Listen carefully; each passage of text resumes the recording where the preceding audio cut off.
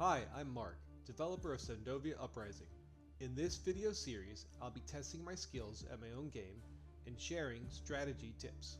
Today we'll be reviewing a game I recently played against my son Logan, who helped me develop Sendovia Uprising. Logan will be playing as the Profitics, led by Hiraki, and I will be playing as Sapientek, led by Omega. Logan starts off the action. He sets up his troops with 4 drones on his back line.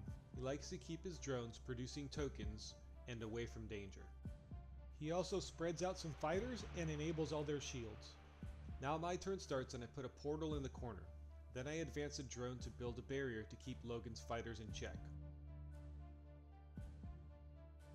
Bolt and Electra now join the battle. One of the great strengths of Sapientek fighters is they all have the ability to teleport with only one portal. Fighters from other factions need 2 portals to teleport.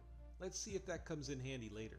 Logan's turn starts and he gets a bunch of tokens generated by his drones. Clausen advances into my territory and he deploys a viral portal under him. In online mode, after setting up in round 1, the action limit is the round number, and Logan has just used both his actions for round 2. I try to damage Clausen's shield, but Electra shot misses him, so that ends my turn after just one action. Failure always ends your turn. Round 3 starts with Clausen getting a cybernetic heart to up his max health. That will make him harder to bring down. I'm going to move the camera around to get a better view of the enemy. Bolt shows off his mobility, and Hiraki takes some shield damage.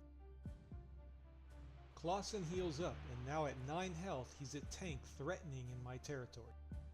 And with Danush next to him carrying a heal blocker, I won't be able to heal Omega unless I cross her over into enemy territory. That is until Danush retreats into his own territory, instead threatening my attackers. But I won't let that deter me. Let's send another rocket Hiraki's way. And her shield is destroyed. I deploy a torture portal next to Bolt to gain a stronger hold on this area. Then Omega chips away at Clausen's shield. Clausen heals and he's starting to look unstoppable. Then Logan brings out his favorite portal, the Toxic Portal, to damage nearby intruders. Clausen then teleports over to it for good measure.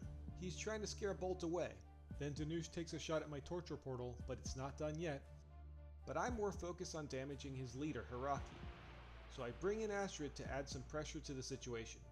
The Toxic Portal gives her 1 damage, but she can handle it. She's got 10 health. Since she deployed offside, I can't attack with her this turn, but I'm playing the long game with her. Logan starts round 6 by healing Hiraki, undoing all the damage I did. Danush's heal blocker gives the enemy the healing advantage. I can't heal on their side, but they can. And now Bolt has a virus that will slowly kill him. The Profitics are opportunistic, so they get power-ups just for injuring enemy fighters, not only for kills. And Danush demonstrates that by injuring Bolt. Bolt dies from the virus and Astrid is surrounded, so Logan seems to have the upper hand. So I set off her range 3 bomb and it nearly kills all his forces. Now she's on the Torture Portal, which should give her a chance to recruit Danush or Clausen, but I forgot she can't recruit while injured. I'll just capture the viral portal instead.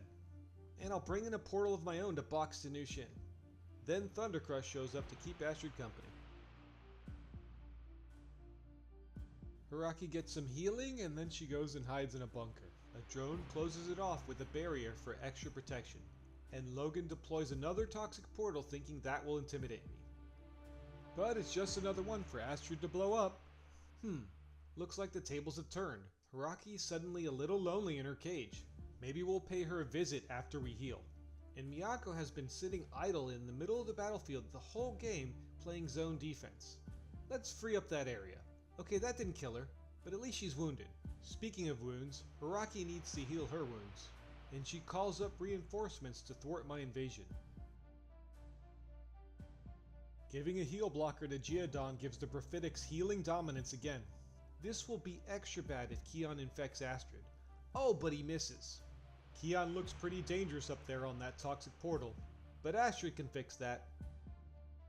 Again we find Hiraki looking lonely. That darn armored drone blocked my attack with its shield. That's why Logan favors them. More medicine for Hiraki, and Showdown goes to the viral portal to defend her. Thundercrush gets infected. Astrid's in trouble because the virus is going to spread to her at the start of her turn. But not to worry. All I have to do is take out Showdown to cure my fighters. Here's another dose of Astrid's bombs. and Thunder Crush can finish him off. Goodbye, Virus. So long, Heal Blocker. Astrid heals herself, and then the portal. At the risk of getting him killed, I'll let Thunder Crush open Hiraki's cage, and capture that drone too. But the shielding thwarts me again. As I expected, Hiraki makes Thunder Crush pay for invading her privacy. But then Logan ends his turn early. With Astrid in striking distance, he doesn't put up barriers or flee. Astrid makes him pay for that mistake. Hiraki is now clinging to 1 health. So I advance Electra and bring in a drone to surround Hiraki. Hiraki heals a little and then tries to fight off Astrid, but it's too little too late. Let's pause here before I attack Hiraki and look at 3 flaws in my opponent's strategy.